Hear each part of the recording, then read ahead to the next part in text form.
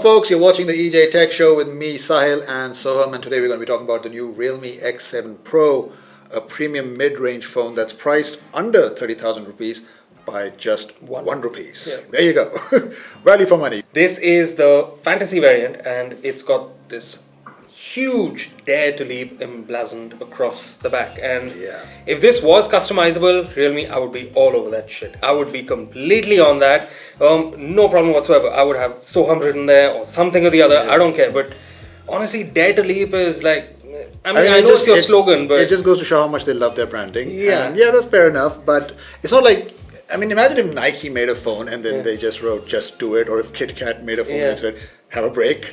You don't see this often. But also with Realme, when it comes to their back designs, they always change things up. Every phone has a unique design on the back. And yeah, it's a very nice looking phone. It's got that iridescent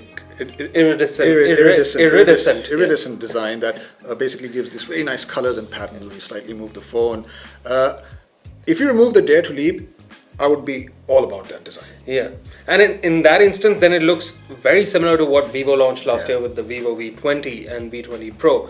But still, this is much nicer, honestly, because it throws up so much more color and the matte finish is just so super premium. And again, with respect to the design, that's someplace which I like and both don't like, because the back feels so premium that the plastic sides remind you again of the price point of this phone. It reminds you that this is under 30k, it is plastic, it doesn't feel super nice. I mean, if you take a look at this phone's direct competitor, which is the Oppo Reno 5 Pro. Now both these phones have very similar specs.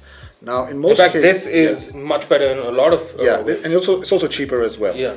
But where the Oppo Reno 5 Pro has advantage is with the design, and not just on the back, but all over. Yeah, even the build quality. Like, for example, this is something that I've noticed with Realme smartphones. You see that there's a huge lip in between the frame of the phone and the top of the screen. And that's something you won't really see in a lot of premium smartphone manufacturers. But again, like we said, the competition, the Oppo Reno 5 Pro 5G, you won't see that there either. Yeah. So it is something that can be designed away, which Realme doesn't do. I don't know why. Maybe it's a cost-cutting method. Yeah, something probably or the is. other. Because that I don't really Reno know, 5 Pro is about 6,000 rupees more. Yeah, so it does make sense. But then, to be fair, Realme has put the most premium part on the back, which is the most visible to to other people. And so it's also put a lot of flagship features. Yeah, there's a lot of tech under the hood. Well, Yeah. so of course, just like the Reno 5 Pro, this gets the new MediaTek Dimensity 1000 plus chipset. Yeah. And as we know from benchmark tests, it blows the Snapdragon 765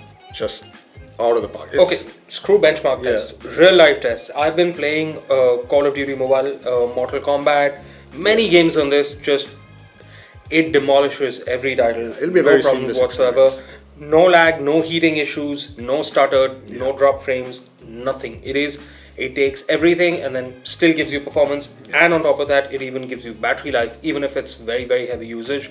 So honestly, if you're someone who's considering, let's say, maybe the OnePlus 8 Pro or something, or the 8, and you want like all the main specs, which means a 120Hz display, you want things like a 4500 mAh battery, you want fast charging, 240 Hz touch sampling rate. Exactly. So that's accompanied with that fast processor. So when you're gaming, it's really good. Yeah. Right. And of course, not just gaming, also your day-to-day stuff. It just sails through everything. So that's the Dimensity 1000 Plus, just working behind the scenes. And a lot of other phone manufacturers are also going to be picking up on this. We've only seen it from Oppo and Realme so far, but I wouldn't be surprised if Vivo gets on that bandwagon, if other manufacturers also get on that bandwagon, because it's a very powerful processor. And it's the only thing that is competing with the Snapdragon 765G. And of course, because it is a MediaTek 1000 Plus Dimensity, it is also 5G enabled. Exactly. So obviously right now you don't have 5G over here, but when it does, it's future-proof. It is at least a big selling point for a lot of manufacturers nowadays, and that's why so many manufacturers are trying to get that tagline of the most affordable 5G smartphone, most affordable, cheapest, fastest 5G smartphone. And that again is something for a later date, because when it comes to India, then we'll see how good it is, how well it performs. But currently, the MediaTek Dimensity 1000 Plus represents how much smartphone manufacturers can now use this to cut their own costs back and offer flagship features to customers, like we mentioned, the 120Hz display with the 240Hz touch sampling rate. honestly, that's something we usually see on phones like your Asus ROG Phone 3. Those are gaming So to smartphone see specs. those sort of features at this price point, it's really refreshing, and Yeah. it just shows you that Realme does take into consideration when it comes to specs. Yeah. No one does it better than them. They know Yeah. that this is what their customers want. They want the best specs and they want affordable options. Now, all of that being said, I think this phone could have been more competitively priced.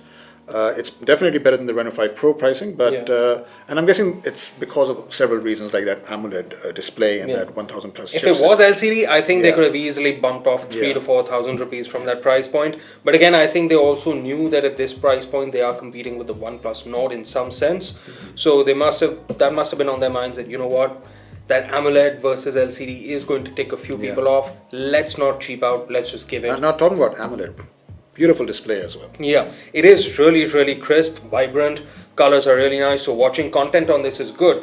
And adding to that content watching experience, is the stereo speakers, which I'm very surprised to see and very happy to see on a phone at this price point, because it's something I think every smartphone should have. It's a very good addition, whether you're gaming, whether you're watching videos. You don't have to rely on one tiny speaker on the corner that you accidentally going to press while watching and then everything's blocked out. It's really nice. Also, it helps with receiving phone calls, because if you put your phone in, let's say, a purse or a bag, somewhere something blocks this bottom speaker, you can't hear your phone ring, but this helps that.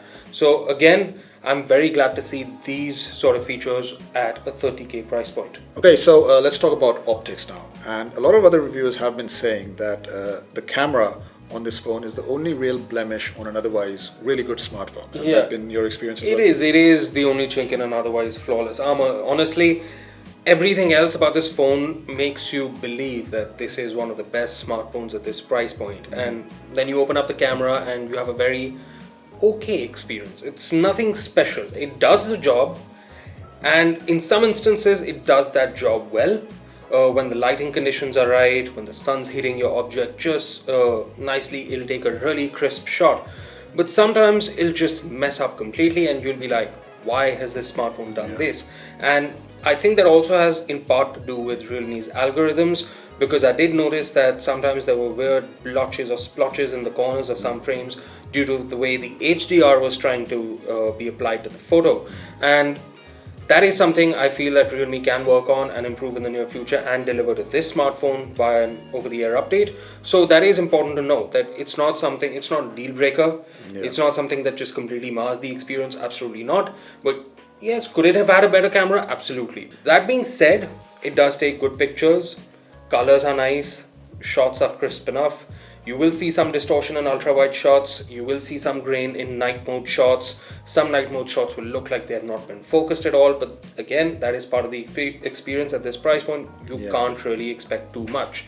That's something we're okay with. But what I would like to focus more on is the battery life and the battery charging technology, because this is a 4500 mAh unit and it gets Realme's 65 watt super dart charging technology, which is absolutely amazing.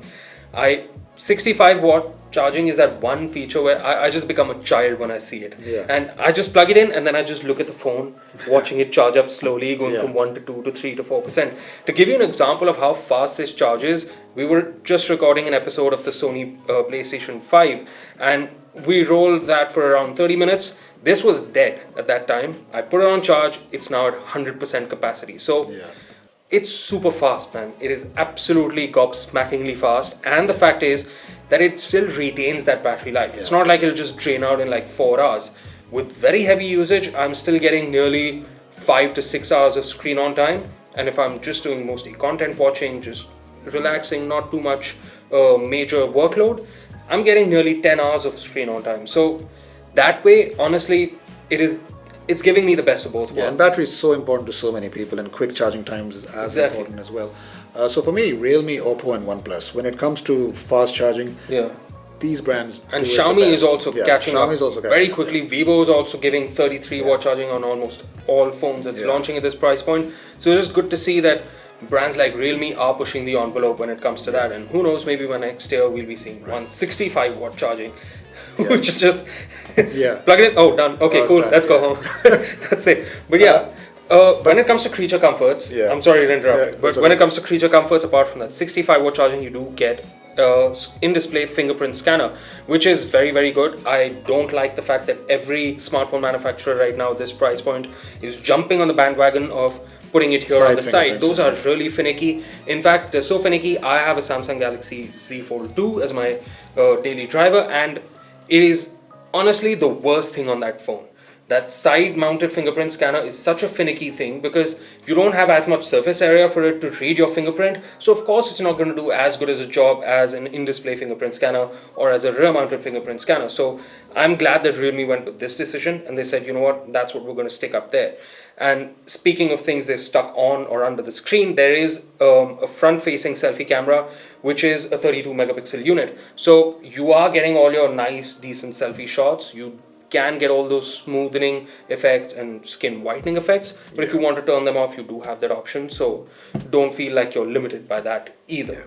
Sorry, you were saying. Yeah, I was saying that Realme seems to have pretty much nailed everything. Apart from that camera, everything else has been nailed.